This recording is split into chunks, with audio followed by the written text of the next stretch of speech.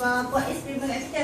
Sampai masa tu saya terlantah, rambut gugur botak macam sakit leukemia, kulit merah macam kena simbai. Setahun dia duduk di hospital.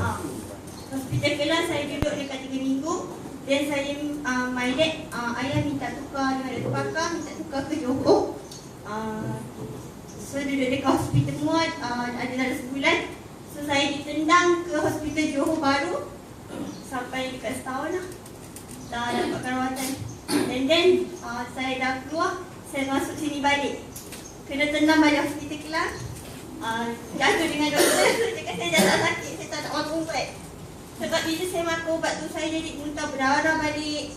Sebab saya dah jaundice, paru-paru saya dah rosak. Rambut apa jadi?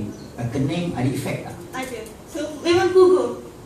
Kening, rambut gugur. Lepas tu kurus. Mata kuning, perut. Lepas tu kita punya najis dengan apa yang kita makan tak bersatu. Maksudnya bila kita macam dah tak ada deria. Memang terlantar lah. Seriously. Bagaimana tidur di waktu malam? Memang tak ada tidur. Kerap peluh. Betul, susah nak tidur. Bila kita susah nak tidur, tak selesa waktu malam, ya, batuk-batuk. Ya, betul. So bila efek dia, bila jangka masa panjang ni, doktor kata saya ada asma pula. So penyakit tu macam step by step pergi.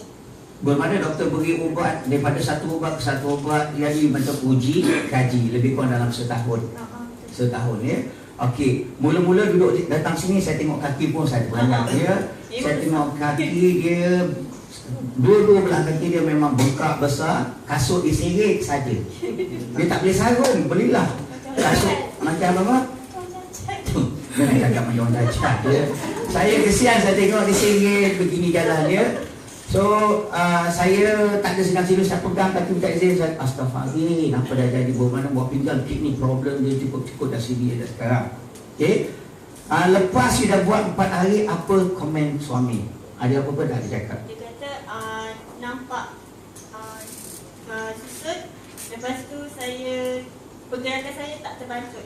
Okay. Lepas tu saya cakap saya kencing lebih banyak daripada sebelum saya datang sini.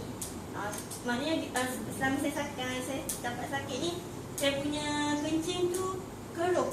Okay. Dan sekarang ni dia dah banyak tapi tak keruh macam sebelum ni. Tidur, kalau ikutkan tidur ni selama hari ni, saya kena tidur mengirim belah kiri je. Sebab saya rasa belakang saya dah mati. Tak boleh nafas. Okay. Dia memang terjengah-jengah. Even setiap minggu, satu minggu, dekat 3-4 kali saya kena pergi klinik untuk ambil gas. Sebab pam tak membantu. Saya kena pergi klinik ambil gas, ambil ubat lelah. Lepas tu bila saya datang sini, dalam masa start yang minggu lepas, datang sini 5 hari ni, saya tak pergi klinik pun lagi. Tak ada dapat. Lepas tu saya boleh tidur terlentang, saya boleh tidur mengenai